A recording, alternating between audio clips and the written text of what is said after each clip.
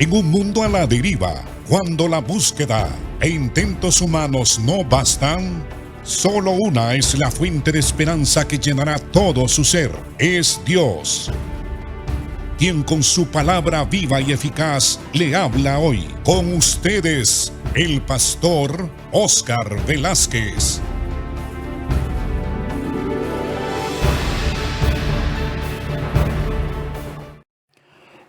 Amados hermanos, continuamos el estudio de Efesios capítulo 2, donde Pablo va a hablar de las bendiciones, va a continuar hablando de las bendiciones que hemos recibido gratuitamente por la gracia de Dios en Cristo. Pero también él va a abordar o nos va a recordar lo que éramos antes, porque Pablo hace un contraste de las bendiciones que hemos recibido en Cristo y de nuestra nueva identidad, y nos habla de lo que éramos antes. Porque muchas personas, muchos cristianos y siervos de Dios que enseñan, maestros, por no entender la magnitud de la caída del hombre, enfatizan sobre los méritos de los cristianos y dicen que la salvación es por obra, por cuanto el hombre puede de alguna manera recibir la salvación, creer en Cristo sin la necesidad de la iluminación del Espíritu Santo, porque no han meditado y comprendido cuán profundamente el hombre cayó y que su caída inhabilita al ser humano para poder hacer mérito delante de Dios o para merecer la salvación. Somos salvos por fe, dice la Biblia en Efesios capítulo 2 y también en otros textos que Pablo escribió en sus epístolas, diciendo que aún la fe con que nosotros recibimos a Cristo como Señor de nuestra vida y Salvador es un don de Dios. Todo es gratuito por medio de la fe en la persona de Cristo. La salvación, el 100% de la salvación de nosotros, hermanos, le pertenece a Dios. No tenemos nosotros mérito alguno de ser salvos. Ni siquiera podemos decir o jactarnos que somos salvos por haber creído en Cristo, como si la fe fuera una obra humana. Nosotros, dice la Biblia, andábamos sin Dios, andábamos sin fe y no teníamos ninguna esperanza. Pablo declara que nosotros estábamos muertos en delitos y pecados. Por lo tanto, era necesario que se nos concediese el don de la fe para creer en Cristo. Esto no es de vosotros, dijo, sino que es don de Dios, para que nadie se gloríe, dice el apóstol Pablo. Así pues que Pablo aborda este tema de la identidad del creyente, de las bendiciones que hemos recibido en Cristo, pero hace un contraste en el capítulo 2 de lo que nosotros éramos y de lo que ahora somos. Dice así: y Él os dio vida a vosotros cuando estabais muertos en vuestros delitos y pecados. Se declara aquí que estábamos muertos espiritualmente hablando, total y absolutamente muertos. No dice que estábamos moribundos. Un moribundo está medio vivo y medio muerto. No, estábamos muertos en los delitos y pecados, y que nosotros anduvimos en esos pecados en otro tiempo, siguiendo la corriente de este mundo conforme al príncipe de la potestad del aire. Nosotros, dice Pablo, incluyéndose a sí mismo e incluyendo al pueblo de Israel. Los israelitas nunca fueron justificados por guardar la ley porque no podían guardarla. Entonces, Pablo dice, nosotros anduvimos en esos pecados, éramos esclavos del pecado, seguíamos la corriente de este mundo y estábamos bajo el poder del príncipe de la potestad del aire, que es el diablo Satanás, el espíritu que ahora opera en los hijos de desobediencia, en todos aquellos que no obedecen a Dios. Los únicos que obedecemos a Dios son aquellos que han sido elegidos, predestinados, llamados, nacidos de nuevo por la acción regeneradora del Espíritu Santo, y Dios nos ha dado una nueva naturaleza y ha enviado su Espíritu para que podamos obedecer a Dios y sujetarnos a su autoridad y a su señorío. Así que Pablo dice que los que no conocen a Dios, los que no tienen a Cristo, son hijos de desobediencia, entre los cuales también todos nosotros, dice Pablo, incluyéndose él, ¿verdad?, incluyendo a la raza judía, entre los cuales también todos nosotros vivimos en otro tiempo en los deseos de nuestra carne, haciendo la voluntad de la carne y los pensamientos, y éramos por naturaleza hijos de ira, lo mismo que los demás.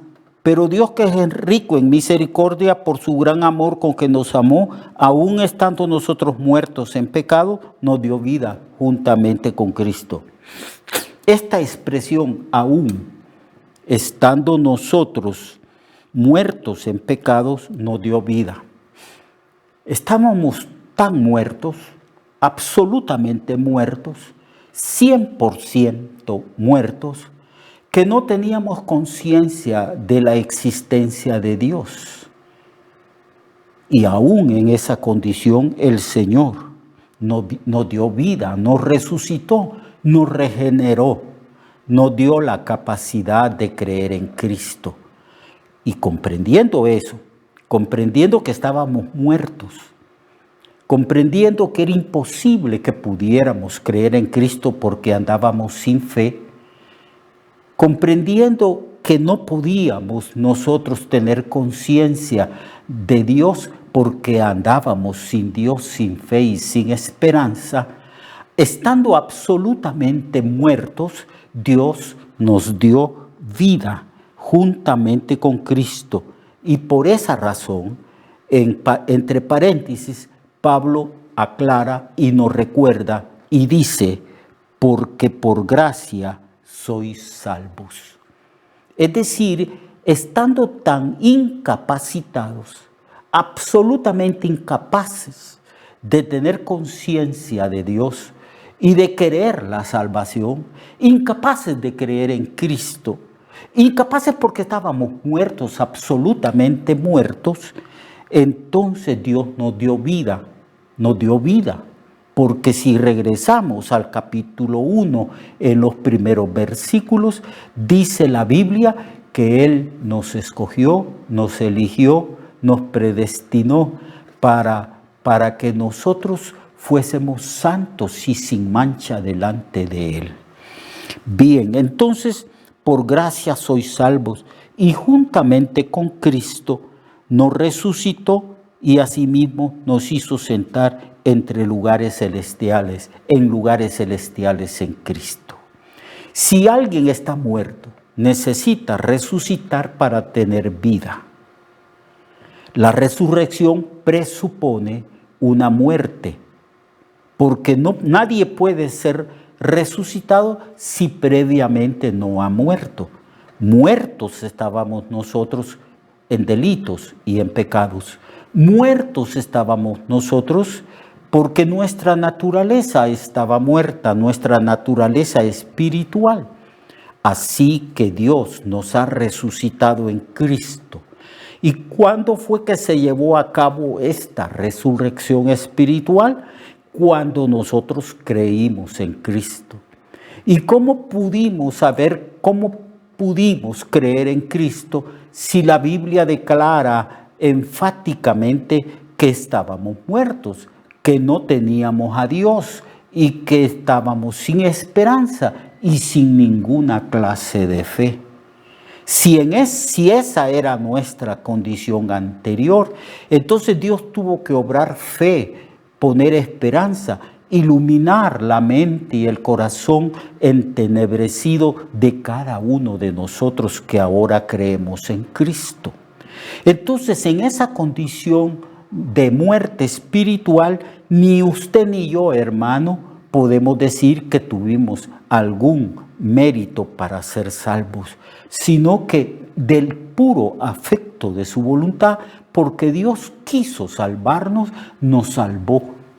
Y porque Dios quiso salvarnos, envió a su Hijo Jesucristo al mundo para que muriese en una muerte vicaria o sustitutoria, que muriera en el lugar de nosotros. Entonces, Pablo dice que nosotros escapamos de la ira de Dios, y en el versículo 5, Pablo dice, aún estando nosotros muertos en pecados, nos dio vida juntamente con Cristo, y enfatiza nuevamente, por gracia sois salvos. No podíamos ser salvos por mérito porque estábamos muertos, sin Dios y fe, sin esperanza, con una mente totalmente entenebrecida, incapaces de entender y comprender las cosas espirituales. Aunque cuando nosotros creímos en Cristo, empezamos a tener conciencia de Dios. Empezamos a entender muchas cosas del Evangelio, pero ya esa fue la obra regeneradora del Espíritu Santo que estaba trabajando en nosotros, iluminando nuestra mente y nuestro corazón para que llegásemos a creer en Cristo. Por eso Cristo, al hablar del Espíritu Santo, dijo, yo enviaré juntamente con mi Padre el Espíritu de verdad. Y este Espíritu de verdad os guiará a toda verdad. Y este Espíritu Santo tiene un ministerio en relación a todos aquellos que han sido elegidos. Y dice la Biblia que el Espíritu Santo convence al mundo de pecado por cuanto no creen en mí. El mundo entero está en absoluta incredulidad. Necesita creer para ser salvo. Y esa es la labor del Espíritu Santo, convencer al mundo del pecado, pero no de todos los pecados, porque Dios puso la conciencia en nosotros y la conciencia da testimonio de los pecados que cometemos. Hay un pecado que cometemos, hay un pecado en el cual se encuentra toda la raza humana no redimida. Es el pecado de incredulidad por cuanto no creen en Cristo. Entonces el Espíritu Santo viene e ilumina al mundo de pecado por cuanto no creen en mí. Lo que Cristo está diciendo es que hay un pecado que impide que las gentes puedan ser salvas, y es el pecado de incredulidad a Cristo. Y el Espíritu Santo empieza entonces a iluminar, a trabajar dentro de la mente y el corazón entenebrecido del ser humano, a iluminarlo a través de las predicaciones. La gente empieza a oír y empieza a tener interés en el Evangelio. Y la gente empieza a ir a los templos donde se predica el Evangelio o donde se predica el mensaje evangelístico en campañas, en lugares especiales donde se anuncia el mensaje de las buenas nuevas. Y el Espíritu Santo empieza a iluminar hasta que el Espíritu Santo ilumina por completo la mente entenebrecida del ser humano, y ese ser humano empieza a creer, porque la fe viene por el oír la palabra y por creer esa palabra. Pero ¿cómo puede oír y creer la palabra de Dios una persona que anda sin Dios, sin fe y sin esperanza? Se necesita la previa acción del Espíritu Santo, que es Dios mismo que ha venido al mundo para iluminar a las gentes y para que las gentes entiendan el mensaje del Evangelio y para que la gente tenga fe y esa fe es un don que concede el Espíritu Santo a través de la acción regeneradora en el pecador. Y viene el pecador y acepta a Cristo, o el pecador empieza a tener anhelos y deseos de conocer el Evangelio.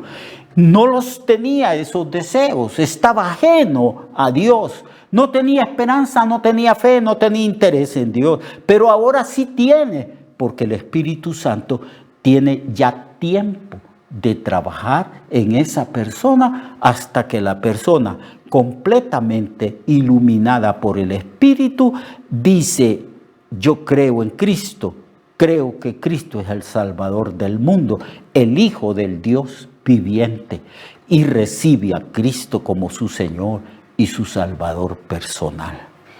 Esa es la acción regeneradora del Espíritu Santo. Es el Espíritu Santo obrando en aquellos que han sido escogidos, elegidos de antemano, predestinados para ser santos y para ser adoptados hijos de Dios por medio de la fe en Jesucristo, según el libro de Efesios, capítulo 1 y los primeros versículos.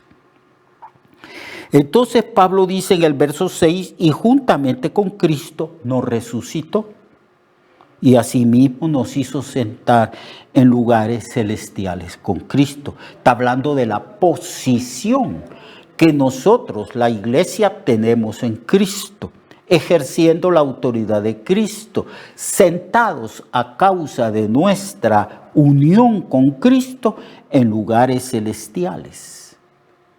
Cuando Cristo resucitó, a causa de nuestra unión con Cristo, nosotros resucitamos. Cuando Cristo ascendió al cielo y se sentó a la diestra del Padre, a causa de nuestra unidad con Cristo, nuestra comunión y unidad con el Señor, también juntamente con Cristo fuimos sentados en lugares celestiales en Cristo. Verso 6 del capítulo 2. Y versículo 7 dice que esto lo hizo el Señor para mostrar en los siglos venideros las abundantes riquezas de su gracia. Todo es por gracia. No es una gracia escasa. Dios no escatima su gracia para salvarnos y colocarnos en una posición de privilegio unidos a Cristo, sino que Pablo dice, para mostrar en los siglos venideros las abundantes riquezas de su gracia en su bondad para con nosotros en Cristo Jesús. Porque por gracia sois salvos por medio de la fe. Enfatiza la gracia. No hay mérito en mí, ni en usted, ni en ningún cristiano, ni en ningún ser humano. Dice, porque por gracia sois salvos. Verso 8, 9 y 10 dice, por gracia sois salvos por medio de la fe. La fe es la mano que se extiende hacia Dios para recibir el don de la salvación por la obra redentora de Jesucristo. Por gracia sois salvos por medio de la fe, y esto no de vosotros. Quizás, dice Pablo, haya algún cristiano que cree que la fe es de él y que él tuvo el mérito de creer. Entonces Pablo se adelanta a ese argumento, se adelanta a ese cristiano que piensa que él tuvo méritos en la salvación y que creyó en Cristo a causa de que él tenía una fe humana o una capacidad humana para creer. Y entonces dice, por gracia sois salvos por medio de la fe, y enfatiza, y esta salvación, esta fe que se extiende como una mano para recibir de Dios la salvación, no es de vosotros, no es de vosotros, pues andabais sin fe y sin Dios y sin esperanza. no es de vosotros, pues es un don de Dios, es un don de Dios, no por obras para que nadie se gloríe, porque somos hechura suya, creados en Cristo Jesús para buenas obras, las cuales Dios preparó de antemano para que anduviésemos en ellas. Capítulo 2 de Efesios, versículo 8, 9 y 10. Así que aquí se enfatiza otra vez la gracia. Dios nos salvó por gracia, entendiendo que gracia es el favor inmerecido que Dios nos concede para ser salvos por la fe en Jesucristo, y entendiendo que la fe es un don de Dios. Dios le bendiga, amado hermano, Dios le bendiga a usted, y mañana lo espero para que continuemos estudiando el capítulo 2 de Efesios, versículo 11 en adelante. Dios le bendiga, tome su Biblia, lea conmigo y estudie conmigo este libro de Efesios. Hasta pronto, hermanos, hasta mañana, si el Señor así lo permite.